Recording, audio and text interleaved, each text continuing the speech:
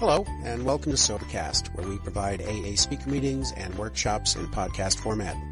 We're an ad-free podcast, and if you enjoy listening, please help us be self-supporting by visiting Sobercast.com, look for the donate link, and drop $1 or $2 into our virtual basket. We hope you enjoy the podcast. Have a great day. Our third panel, which will be Lynn M. from the Oakland Mills Group, Larry F. from the 12 Steps to Life Group, and Dave N. from the Bowie Friday Night Speakers Group. They'll be sharing their experience on steps 8 and 9, which are made a list of all persons we had harmed and became willing to make amends to them all, and made direct amends to such people for wherever possible, except when to do so would injure them or others. So I'll turn it over to them. Good afternoon, everybody.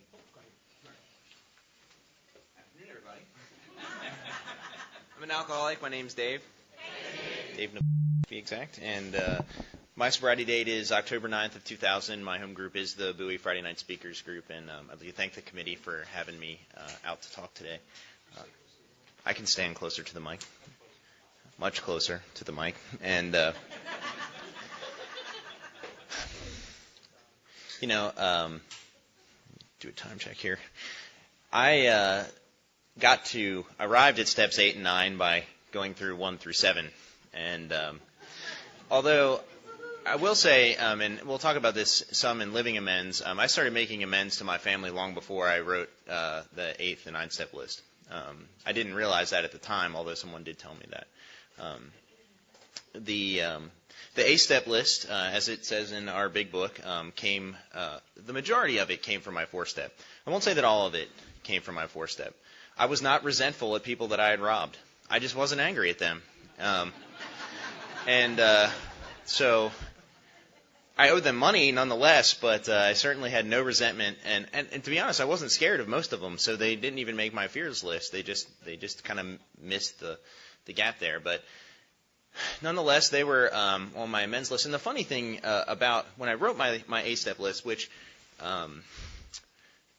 it took me a little bit longer than I had anticipated originally. It took me a couple of weeks to write it. But when I did my first review of the list, I really felt as though the people that I had robbed and done those types of things to, the people I owed money to, that those are going to be the hard amends. And that the ones to my family are going to be the easy amends, because my family loves me, and my mom's very nice, and I really kind of expected through the amends process maybe some cookies and a hug. I don't know. I just sort of had this very flowery outlook on what the process was going to be like with my parents, and the process of those people that I owed money was going to be very hard and dangerous, and So before I get to the process of making some amends, I'll say that the step I summarized and made a list and became willing to make amends to them all, and that was really 2 parts for me. I made that list, and I reviewed it with my sponsor, Dave, who was on the last panel, and we talked about some things, and he did take a couple of amends off my list, because it would have been more harmful to make that amend than it would have been to take them off. And so there was a number of folks that really just, I wanted to tell them how good I was doing. That was kind of my primary motivation, and so They didn't make the list, and they were of the female persuasion generally, and so I think my alcoholic compass just sort of navigated me there, but that's why we have sponsors, I suppose. And but anyway, so I became instantly unwilling when the list was finished, and I didn't know that had happened, but I went through the process of 4 and 5, and although I did find out a lot of bad stuff about myself in that process, I also got de-uniqued, and I was still kind of riding out the good feeling of being a full-fledged member of Alcoholics Anonymous, of having a real picture of who you were, of who I was, that God loved me. I had all this great stuff going on, and that meant I didn't have to do anything for a little bit. And I didn't consciously say that, but I wasn't doing anything. So there you have it. What happened to me is that I became motivated to do my amends by a series of circumstances. I was sober a little while at this point, over a year for sure, and I was with my friends who I'd reconnected with, people I grew up with, and I was walking in a restaurant that I had worked at. The prodigal son, so to speak, in my mind. And the prodigal son was walking in with all his friends, and someone that he had robbed for several $1,000s was walking out with all of their friends. And in a split second, I realized that something bad was about to happen. And you don't want to get in a brawl over an amends you haven't made with your new friends, your old friends that you've connected with since you're sober, with someone that you robbed when you were drinking. That's poor form, and I knew that, and so I did what I always did in those situations: is I walked in the front and I walked out the back, and that was a very miserable feeling, because I was working with guys at this point. I'm really trying to do the right stuff, and sitting in that car, I realized that it was time to clean up the past in a very real way. And I am, there's a lot of people in Alcoholics Anonymous that are motivated by enlightenment. I'm very impressed by you. I'm motivated by pain generally, and so there it goes. And then the amends, I got started with them in earnest, and go back to what I said earlier. The amends that I thought were going to be very difficult were the amends to people that I had done shady stuff to when I was out there. I was not a very nice young man at that time, and I did what I had to do. And generally speaking, if you became an easy target, I took it. And easy targets are people that trust you, and they're the easiest. That's why I hurt my family the most. That's why I hurt the people I grew up with the most, because we were sort of past the trust thing, and they had my well-being in mind, and so I manipulated that to get what I wanted. There's a lot of my A-step list was that type of thing, and so, but you give someone a check or some cash for money you owe them, they're generally pretty chill, and regardless of what their background might be or their current, employment, legal or otherwise. And so my fears were very, my expectations for the amends process were really misplaced, just because I hadn't done them yet. And so I started making all these amends to people that I had ripped off, and in the end, they were pretty happy to have money, and that was that, And to be honest with you, if they asked what this was all about, I told them I was sober in Alcoholics Anonymous. I didn't kind of lead with the chin like the book talks about, spouting great tidings of spiritual sobriety and how great everything was. I owed them money, and I kept it very simple.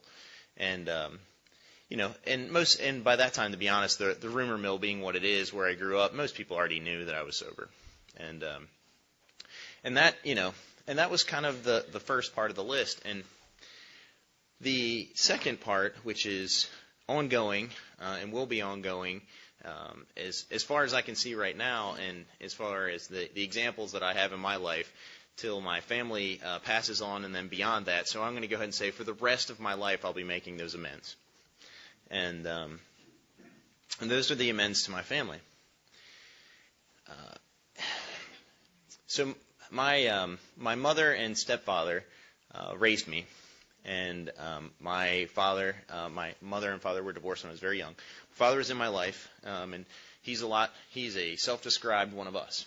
And so we had a very, very interesting relationship when I was a teenager, and it was more like peers, to be honest. And I had the very typical father-son, mother-son relationship with my stepfather and mother. And so when I made the initial amends, when I outlined the harms and to my mother, I thought it was going to be a hug. We just wanted you to get better, and it was going to be very Hallmark-esque, and it wasn't. It wasn't. It was very different than that. My mom, I did not, even though I did my absolute best to honestly take a look at my part, and I wrote all these things down. I had no concept of what I had done to my family. I had no concept of it. And I mean, truthfully, I really couldn't have until my mother gave me her optic on things, and the fact that she hadn't slept a decent night's sleep since I was 15 years old because of the things I was doing. And, and I was a kid that had a lot of potential, and they put a lot of time and effort into making sure that I realized that potential through sports and, doing well at school. And they lined me up with a lot of different things. They were really engaged and good parents, and I used that to my advantage. And in the end, before I got sober, I had stolen from them so much that they just simplified it. They just put the money on the counter. And I thought that was impressive. Like, that was something I bragged about, truthfully, when I was out there, was that, I don't know, it just seemed really cool to me at the time, because it took a lot of guesswork out of stealing. And it's a different set of principles I lived by then. And it's because I had done the Army low crawl into my parents' room and stolen money while they were sleeping. I had stolen my mom's credit card and, bought a bunch of stuff and, violated their trust in just myriad ways. I mean, it was, the kind of thing that erodes any good relationship.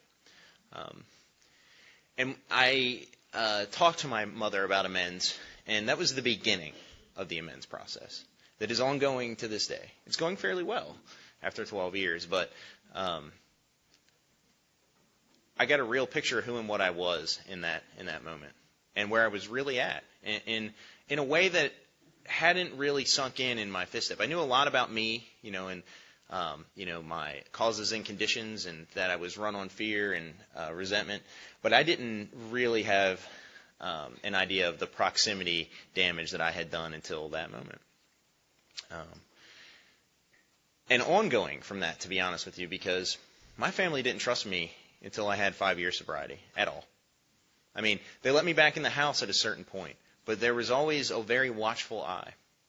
And that's the kind of damage I did. And I was doing all the right stuff. I was going to 5 meetings a week, sponsoring people, bringing people in the house to do step work. They were meeting everybody from AA. My sponsor came and picked me up. They went to my anniversaries, all that stuff. And it really took 5 years for them to be like, okay, this might actually work.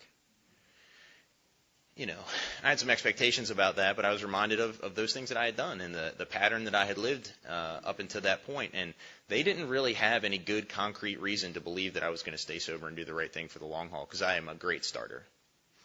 I am a terrible finisher, and they knew that.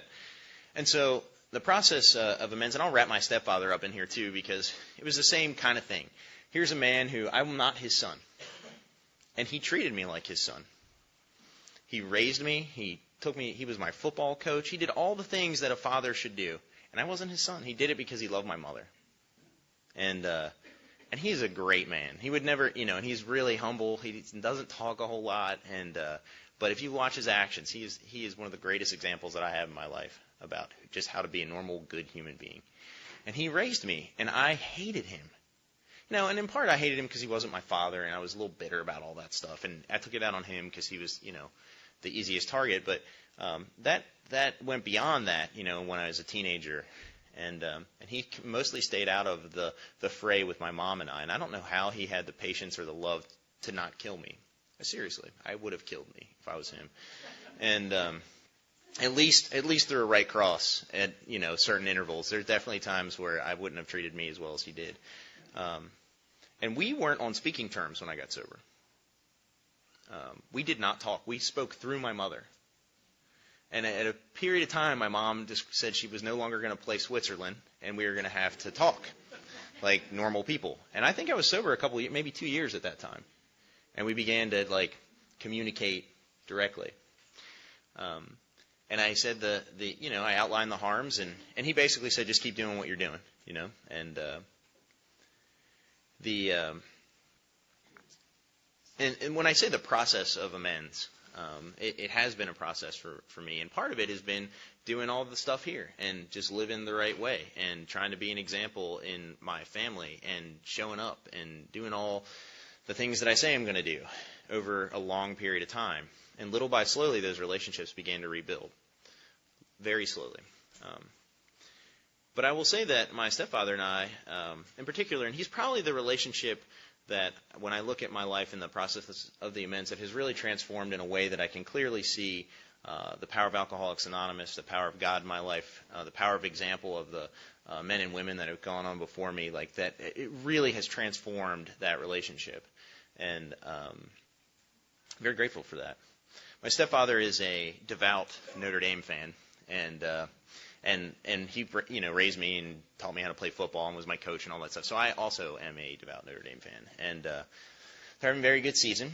But a few years ago, we started to watch football together again, maybe about 7 years ago when I was about 5 years sober. And we started watching football together, and that was how we connected, and we talked about football. And then, we went from football to talking about life, and I started to remember things like his birthday and Father's Day and do all the things that I should have been doing all along. And, one of the highlights of my sobriety, through having a decent job and having some money, I was able to take him to South Bend and go see a Notre Dame football game, their homecoming game down there, and it was awesome. It was awesome to walk across the quad with him and see which we affectionately call in Notre Dame terms touchdown Jesus on the behind the building there, and just to see the look on his face and to have that experience with him was pretty amazing. And that was really only 3 years after, Switzerland stopped communicating for us. And, relationships that are that damaged don't generally heal up that fast in my experience. And we have a great relationship today. Last night was my 12th anniversary, and so it was when I celebrated anyway, and it was his birthday, and I gave him a card for his birthday, and we talked about his birthday, and, and it's kind of funny because his sons aren't really, they don't communicate with him that much. And my father and I have a very strained relationship. And I've sort of become his son, and he's become my father, And I don't say that to hurt anyone's feelings, it's just the truth. And that would have never happened without the process of the amends. I would have never been able, in a million years, I'd have never thought of the 12 steps. Let me get that out there. But the process of identifying my part and just and saying, this is what I've done, please help me to make this right. And it wasn't going to be an overnight matter. I want things to happen now, And it's not now. It's little by little, for me anyway. And those relationships are some of the most important I have in my life. The other thing that I will say is through living that way and being allowed to be sober in Alcoholics Anonymous, the amends process and some of the other things that AA has to offer has touched other parts of my family. And last night was, again, I get to celebrate an anniversary, and, a good portion of my family was there. And there's a couple other cousins of mine that are in Alcoholics Anonymous. One of them made all the food here today. And, or a lot of it. And being able to go for me from the black sheep in the family, just the black sheep in the family, to someone who gets cards like, thank you for, helping to save my son's life, And I know that is the power that lies in Alcoholics Anonymous. That is a God of my understanding expressed through actions that you taught me over a long, long period of time. But it's really cool to be a part of that, and all my amends aren't done. I need to say that because they aren't. I have some folks on my list that are identified by, the things I can remember them by. The person I robbed for $1,500 at approximately this date, this time, who looks like this, I don't know who they are. I just don't, I try to remain willing, and if that opportunity presents itself, I will make those amends, And there's some other ones that, I've tried to make, and they were sort of put on the back burner by the person that I tried to make the amends to, and they're going to be there for a while until that person takes action. I don't feel compelled to take them off because I still owe them that amend. I don't feel like it's off the list, and maybe they will or maybe they won't decide at some point that they want that amend to be made. And for the moment, my part is just to keep them on the list and take a look at it every now and again, and remember that I still owe. When I was brand new, my first sponsor told me that I was making amends long before I knew it. He was right. The most important amends that I make is doing the right thing on a daily basis to keep my family away from sleepless nights, and just doing the right thing and trying to be an example of what I've seen here in Alcoholics Anonymous since I got here. Like I said, it's a continuing, ongoing process. It's probably the most beautiful thing in my life, except for working with others. And thanks for letting me share.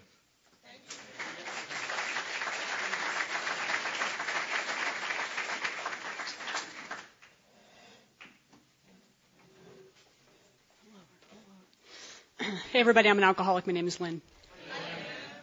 Through the grace of God and Alcoholics Anonymous, I've been sober since November 28th, 1996, and for that I'm eternally grateful. I am a member of the Oakland Mills Wednesday night group. I have a sponsor. I'm lucky enough to be a sponsor. I think those are all the vital statistics. Thank you very much for whomever got me into this. I consider it an honor and a privilege, not a right, to do stuff like this. I read someplace kind of recently that the things that I take for granted are other people's prayers. So the fact that I have a sobriety date and I'm blessed to be able to do stuff like this is something I never want to take for granted. So thank you, everybody, for being here. And again, to whomever put my name in a hat. The previous panels kind of set it up pretty easy for me. They told, sections of my story and got me to the 8th step. But thing is I arrived at the 8th step and what my sponsor, I'm going to tell the greatest hits, right? So what I do with the sponsees. So the sponsees today and what I practice in the 8th step is this. So I sit down with a blank piece of paper, and for 3 nights in a row, I sit down and I talk to God, and I tell God while I'm there. And I say, God, what I need you to do is I need you to give me the list of the people that I need to make amends to. I look at the clock, and I say, here we go. I'm going to give you 15 minutes and 3 nights. And I close my eyes and I wait. And I will tell you this, the sponsor that I had that started me on that process said, you will be amazed. And I will tell you that people started coming through the woodwork. And I was like, really? Seriously? And she said, just write it down. Just write it down. And I wrote it down, and I followed the process, and I did it for 3 nights. And I waited for 15 minutes, and I wrote down everybody. It does say in the book, and Dave said on page 67, there's a couple sentences in there on that page that if you go to it, it's about in the middle of the book, but it talks about a harms list. Talks about we have no, nothing in connection with it. You just write it down. And so I did. I refer the women that I sponsor to those 2 sentences. It also says that we do the majority of this step on that 4th step. So I also take that list. I bring it over here, but I take those names. But the thing is that for me, step 8 is an intensely spiritual step because of the fact that by the time I've gotten to this point, what I realize is that the people on that list, the vast majority of them, number one, they're unbelievably close to me.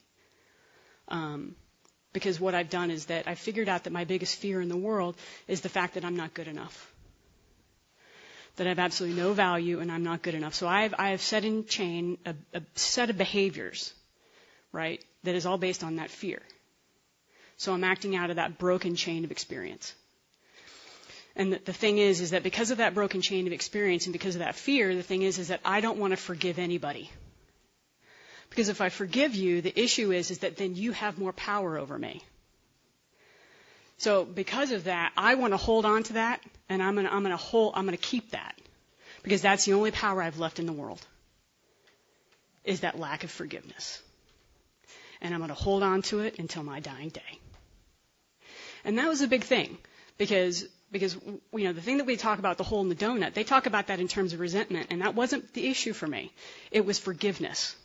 And I will tell you that the wall started to crumble one night when I was sitting in the College Park group. And that was one of my first, that was actually my first home group when I moved to the state of Maryland. And a guy was talking about the fact that, and John, correct me if I'm wrong after this, he talked about a kid that he grew up with, that he would get beat up every day after school. And he walked home and he talked to his dad about it and how he was so upset. And his dad said, yeah, but think about what's going on with him every day when he gets home, that he's treating you like that. So what happened with me with the 8th step is that I started a compassion practice. Is people talk to me about the people that were on that list that I had resented for so long and that I was so fearful about. And I started to put myself in their shoes. I needed to start to forgive them, and I needed to start to spin that, to flip that script. to look at it, to say what was the dynamic between the two of us, so that I could start to forgive them, so that little by little I could open up my hand and that I could say, I'm not going to give the power to you, but the thing is that connection that is still between the two of us, I'm going to let that go, because the problem is that every day I'm getting up and I am stabbing myself and I am waiting for you to bleed. And the problem is that until I forgive you and then start to have forgiveness for myself, this connection is going to be between the two of us, and I am never going to have the willingness to make amends to you. And that was the biggest link. And so the biggest distance that I had to go was to get to the point where I would be willing to make amends to anybody. So finally, once I got to that point, and let me tell you something. At this point in this whole thing, in this whole shebang, I'm like 9 years sober. Because the thing is that I had gone through and I had made amends to people. I had walked through this, right? But the thing is that when I've gone through the compulsory actions of making some of these amends, I didn't have spectacular stories, right? A lot of my relationships were still broken, and I was waiting for a lot of that. I was waiting for a lot of that stuff to happen. But the problem was that I woke up one day at 8 years, between 8 and 9 years sober, and I was walking through the door of my home with, a marriage that was falling apart. But I'd walk through the door and I'd scrape the principles off on my doorstep. And I was looking around and my life was falling apart. My parents wouldn't speak to me. We would go in 6 and 5 year stints without talking. And I was working the steps again. And finally, I arrived at a point where I had to stop being a loyal laurel rester, and I needed to really work the 9th step, because that's where the magic started to happen. And the thing is that I was making amends to people, and I had expectations, right? So I had written some of these letters, and I had expectations that the relationships were going to change. I was making amends to people, and I was having expectations that these things were really magically just going to happen. And what the thing is people were talking about, and let me kind of talk about, I was not raised in AA that said that there were living amends. I was raised in AA that said you make direct amends, that's what the step says, and I've searched the literature, and they've said that there's not that there's not living amends, that you make direct amends and then you move on, and that you practice the 12 principles. Actually, you practice 36 principles. And then what happens is that your life begins to change. And that's what I found, is that I started to go to people and I started to make direct amends, not just writing letters. I started to have conversations with people that said, I lied to you and I cheated. And I would like to know specifically what I can do to make up for that. And I shut up. And it was painful. And it was uncomfortable. And I hated it. But then I did what they said. I didn't do it again. I had stolen from Kmart. It was Cheap Trick, a cassette tape. And so my sponsor said to me, go in to Kmart, and she's like, sweetheart, they don't make Cheap Trick cassettes anymore. Buy the closest thing. So it was a Bon Jovi CD. I walked in, I purchased that Bon Jovi CD. I walked out the door, I walked back in. I said, I need to speak to a manager.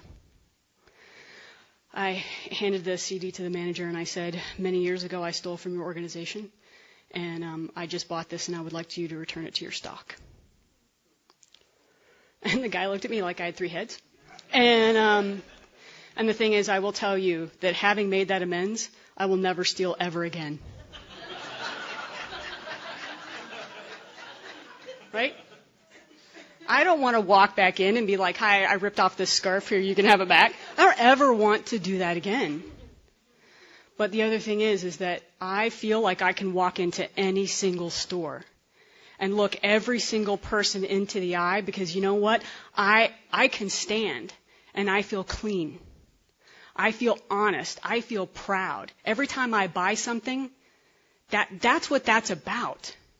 The thing is that if it was about, for me, if it was about, and this is based on my own experience, if it was about making a list, becoming willing, and then just changing my behavior and not having that uncomfortable conversation or not going through that action, here's what the steps would look like. 8, make a list. Become willing. Hey, you know what? Fast forward, go to 12. Just don't be a jerk anymore. That's what it would be like for me. Right? But because of the fact that I had really good sponsorship, and they said, you need to find out how to repair these relationships. There was one relationship, honestly, that the only way to do that was a letter.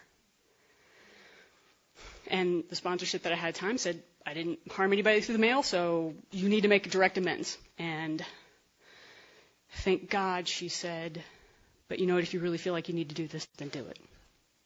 And that's what I did. I received a letter back. I received a lot of really good information in that letter. And because I took that action, there was a traumatic event that happened that kind of linked the two of our lives back together. And the thing is because of the fact that I was willing and because of the fact that I had good sponsorship, to the extent that that relationship has been able to be repaired, it is. And because of the fact that I went through the rest of the steps and lived them in my life, that relationship and portions of that relationship have been repaired. The other part of it is that because of that fact, just like Dave was talking about, what I'm able to do at this point is I'm able to be a good partner because I was willing to make that amends. At this point, I'm willing to be a good parent. I don't have kids, but I'm willing to do that today because I was willing to make that amends. I'm a good daughter because I was always willing to make that amends, even during the time that my parents and I weren't speaking. My amends right now are littered all over the continental United States because I drank in Ohio, Kansas, Michigan, and a lot of people still won't speak to me. But the thing is that I'm absolutely positively willing to make those amends no matter what happens and I cross paths with somebody. And that's probably the biggest thing in my life. The other thing is that in tying 6 and 7, 8 and 9 together is that, it talks about, Nancy said that, we do that 7th step and it says, take all of me good and bad. Use those things good and bad. And there was a time in my life that I was like one of these people that jumped in the front of the headlights, right? And I was getting the sponsor, and you guys probably know who it is by now, but the sponsor said she was going to put a spoon around my neck because I was a big stirrer, right? And so the thing is I would jump in the middle of situations, and I thought that I was like the Justice League, right? And I needed to tell everybody what was going on. And so there was this love triangle that was going on over here, right? So there was infidelity going on over here, and this was going on. So I felt like I needed to set the world straight and to have, do all this stuff, right? Okay, by the way, for the record, that's a bad plan. But so the thing is that all of that was going on at the time, and what I didn't realize is that one of the people in that situation, their life was going down the tubes in the name of drugs and alcohol. That individual would come to me about a year later, and I would bring a big book in literature to that person. 6 months later, that person would be admitted into a treatment center, and the last I heard, she was 6 months sober. So, the thing is that I never know on a daily basis. I mean, now granted, I'm not wild about jumping in front of headlights anymore. But at the same time, I understand that person number one, I jumped in front of headlights. I harmed somebody, and I have an amends sitting out here that's ready to be made because I hurt this person. I tattled on her and said, I got her in big trouble. I wrecked a relationship. But at the same time, because of the fact that I was a really bad person, something good came of it. Was I wrong? Absolutely. Do I own amends? Absolutely. When I cross paths, am I making amends? Oh, heck yeah. But at the same time, I also need to say that some good came of that. I used to stand up and I used to say that I saw myself as the girl that. I saw myself as the girl that projectile vomited. I saw myself as the girl that threw a knife at her boyfriend. I no longer see myself as a girl of collection of bad behaviors. I see myself as a girl of collection of everything that's moving more towards a spiritual ideal. And every single day that I get up, I got a shot at making it. And I have a better shot because of the fact that I continue to use, these spiritual principles. Thanks.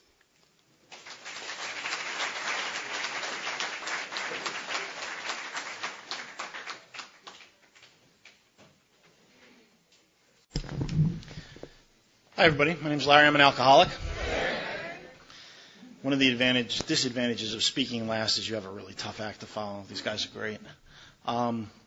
Two things before I start. One thing, when I got here today and I looked around and I saw all that went into this, the food and all the people that were involved with putting that together and the chairs and the sound and all of that, I thought to myself, there's probably several people that did a lot of work to make this happen, and it's usually thankless. So let's thank them. Can I get a round of applause for all the people that did this?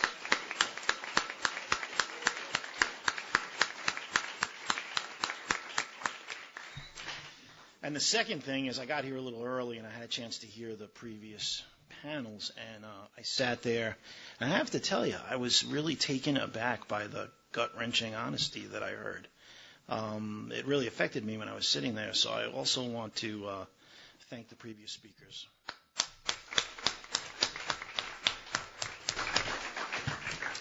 I've been a little under the weather, and my voice may crack a little bit, so bear with me a little bit. My home group is the 12 Steps to Life group, which meets on Tuesday nights in Dundalk at 7 o'clock. This coming Tuesday, we'll be celebrating our 27th group anniversary, and there'll be food at 6:30. So if you're looking for a party on Tuesday night, by all means, come on down. I've lived in Maryland for 10 years, and I love it here, and I consider myself, as they would say, a Merlander now. But if you haven't figured out from listening to me for a few minutes, I'm originally from New York. I grew up there, I got drunk there, and I got sober there. The crowd of guys I got sober with were old school hardheads. That's what was given to me, so that's a little bit of what I'm going to share with you. That's how it was given to me. I come from the old school. I was at a meeting in San Diego at Ronald McDonald House, and I learned that it was a rehab long before there was a Ronald McDonald, and in fact, we like to be possessive of AA in the East Coast and in the Midwest because it all started here, but the fact is that the Ronald McDonald Rehab House is one of the 3 oldest rehabs in the United States, again, before it was called Ronald McDonald. So I went to a meeting there, and there was a grizzled old-timer sitting in the back, and somebody was sharing, and I was 2 or 3 seats away from him, and he was commenting on the sharing, and one of the things he said was, that guy came in too soon. If you get here and you still have a watch, you came in too soon. Come back after you lose your watch. And, there was a part of me that loved that guy. I identify with him a little bit. I was a broken down person when I got here in every way, spiritually, emotionally, physically. I was physically sick, mentally deranged.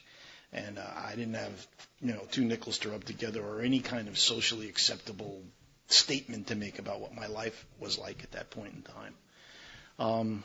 My first sponsor, and this is one of many coincidences in my life that I've come to believe after the fact were, of course, not coincidences. My first sponsor was a retired New York City detective, which made perfect sense because I was a retired New York City criminal, so it was a great fit. And early on, when I came in, and this will be probably the thing today I'm going to say that will be hardest for you to believe based on my current folic condition, but when I got here, I had really, really long hair. And my eyes were yellow, and I had a beard, and I did not smell well, and I was shaky and sick and pretty miserable. And I was talking to him early on, somewhere in my first week or two, and he said, "You're lying." And I said, how do you know? And he said, your lips are moving. And it was really true. I was in such a delirious state, I could not differentiate. It wasn't as if I was I was too sick to have like some devious plot going. I just could no longer tell real from false. I couldn't tell. So my recovery was long and slow and ongoing. What I present to you now is a borderline socially acceptable human being, which is big progress from what I was like when I got here. Steps 8 and 9. When I got to step 8, well, first of all, my sponsor started taking me through the steps. Again, old school. He said there are 3 questions that you have to answer before you can progress through to the next step. And he said, with you, since you're so smart, we're going to make it really clear. First, what does the step actually say? Because when I got here and I read the steps, they didn't say what they said. You know, us alcoholics, you hand an alcoholic a book, they're not going to read the black part of the page. They're going to read the white part of the page. And I read a lot into things that just wasn't there. So first we had to be really clear that we agreed on what the step actually said.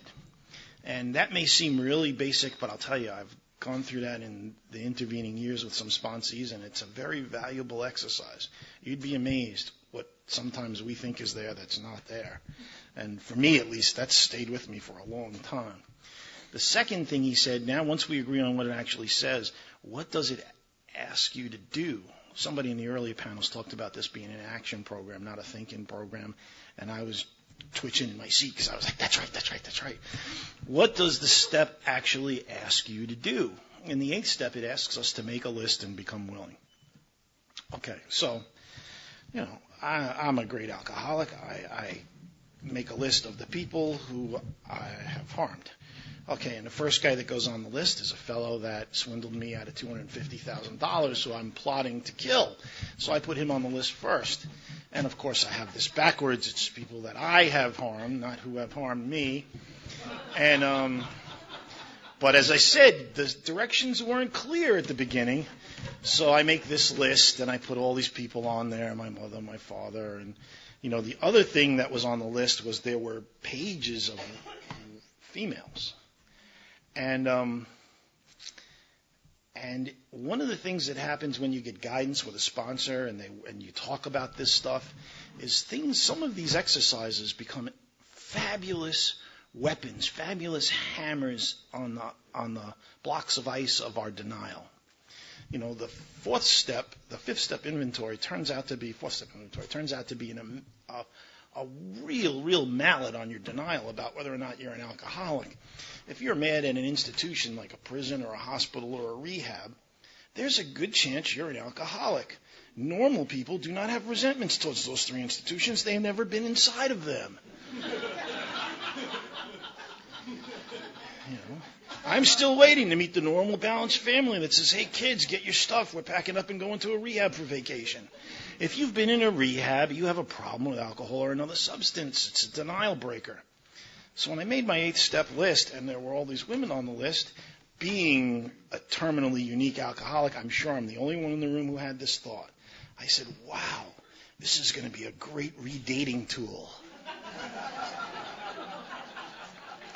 Because the 9th step says something about making direct amends, so I'm going to get to talk to all these babes again. And I'm sure they're just dying to hear from me. This is going to be fabulous. And then the detective stepped into the picture. And he starts crossing stuff up. No, you're not talking to her. No, you're not talking to her. No, you're not. Why not? Because this is about making amends. He said, Larry, get a dictionary. So I got a dictionary. He said, look up some words. Let's start with amends. And I still hear this a lot. I'm going to be curmudgeonly about this. I hear a lot of people talking about 8th and 9th steps, talking about amends as apologies. Well, I went to so-and-so and I apologized, so I made my amends. Nonsense. Apologies have nothing to do with amends.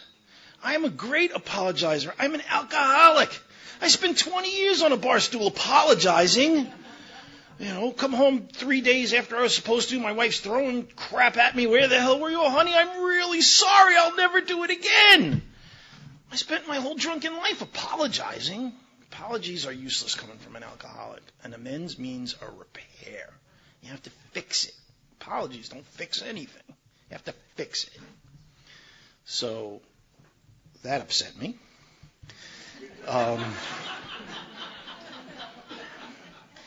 And then he took the guy off that I had on the list who had swindled me out of $250,000. He said, "You're not talking to him." That upset me. He said, "Okay, you've made your list. Now let's talk about the willingness." He said, "Willingness, like gratitude, is an action. If you're grateful for your recovery, you demonstrate your gratitude in your actions. Don't waste any time talking about gratitude." He said, "If I have one more pigeon who comes back to me with his chest stuck out bragging about something he did, I'm going to get sick." He said, "Real gratitude means you do good stuff for other people and you don't feel the need to tell anyone else about it." That upset me.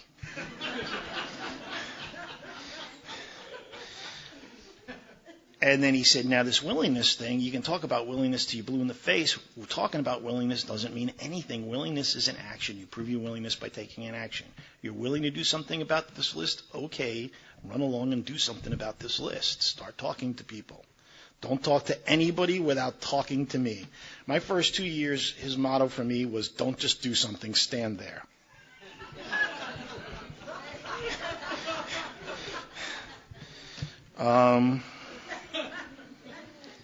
And I have to tell you that my process of 9-step amends, which was slow and ongoing, was not, it wasn't charming. There was a lot of poignancy in it. Not that long ago, I called up a cousin of mine, and I'm 54. My cousin's 12 years older than me. And part of my point of calling him, I hadn't spoken to him in many years, and part of my point of calling him was to finally straighten some things out on the 9th step. And I spent a few minutes talking to him, and then he put his wife on the phone for a minute, and then I got back on the phone with him, and by the time I got done talking to his wife, I understood what was going on. He's in the early stages of some sort of dementia or Alzheimer's situation. So I got scared before I talked to her, and she straightened me out a little bit because he was really weird. He was all over the place. It was hard to follow the conversation, and I knew that this was just not going to happen now. And time is a great equalizer. And, I can't say I have no regrets. I regret that I didn't get to him sooner. My amends with my mother was bizarre.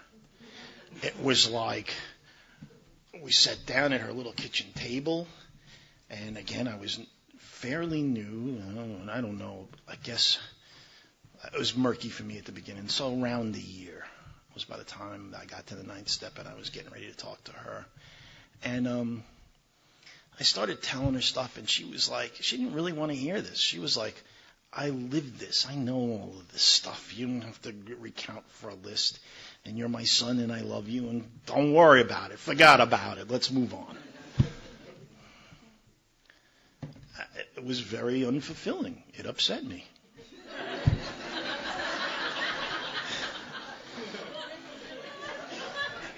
Because I'm an egotistical and selfish and defiant alcoholic, and it's all about me. My 9th step has to carry some emotional payload for me. And there was none in that. I was about 8 or 9 years sober when she died. And after she died, I discovered that I had been adopted. And I believe today that a large part of why she felt the need to carry that to the grave was my behavior, my 30 years of drinking.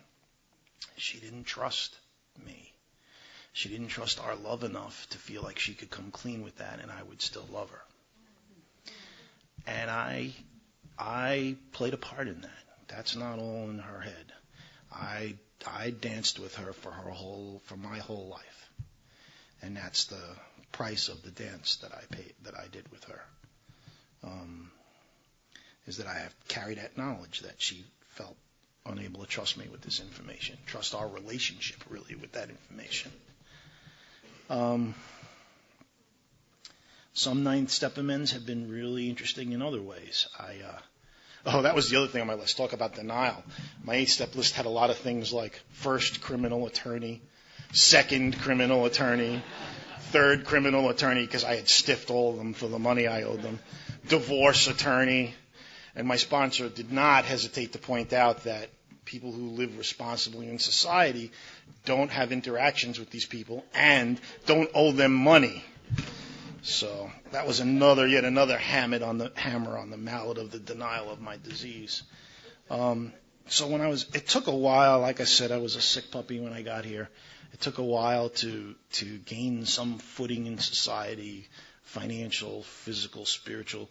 When I was about 9 years sober, I was finally self-sustaining financially, and I could straighten out some amends with those guys. And I wrote some checks and paid them.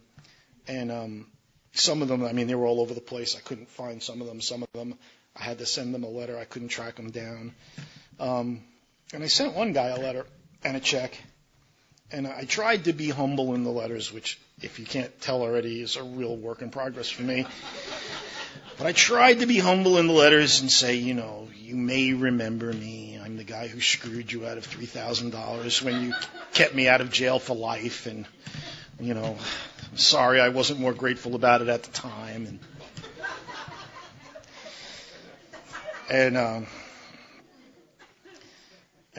this guy was my last criminal attorney, and he was still wrapping stuff up when I was a few months sober. And at that time, I was looking at multiple felonies, and the district attorney of Queens County in New York really thought it was a good idea for society for me to go away for about 25 years. And this lawyer was so good, he kept postponing and waiting for the DA to get less pissed off, because the crime I had been accused of occurred around the corner from his house. So he took it personally that this crime had been committed in his neighborhood, and didn't I know who he was? I guess he had a little ego, but in any event. So this guy kept postponing it, waiting for this guy to cool off, and eventually they made a deal, and I wound up with no felony conviction and hundreds of hours of community service. And this guy really did a magic act, because I should still be in jail.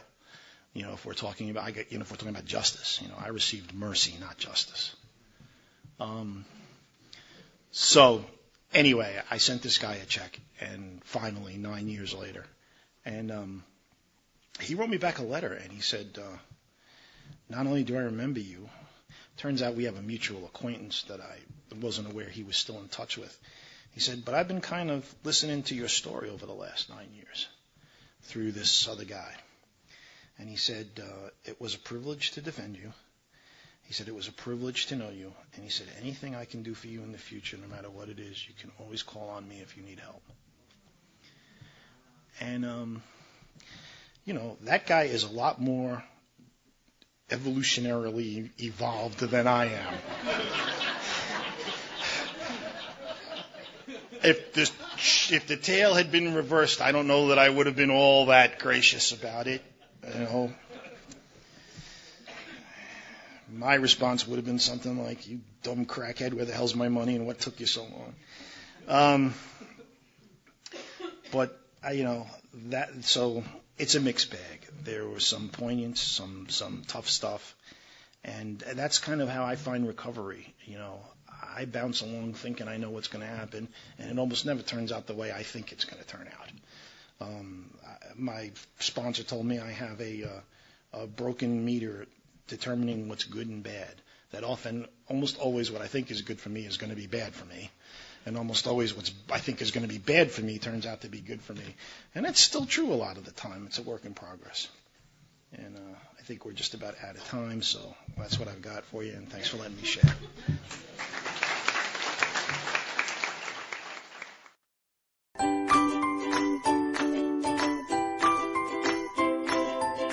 Thanks for listening. I hope you enjoyed the podcast. Sobercast is ad-free, and we'd like your help in order to keep it that way. So if you'd like to help us be self-supporting by pledging $1 or $2 a month, visit Sobercast.com and look for the donate links. Thank you very much.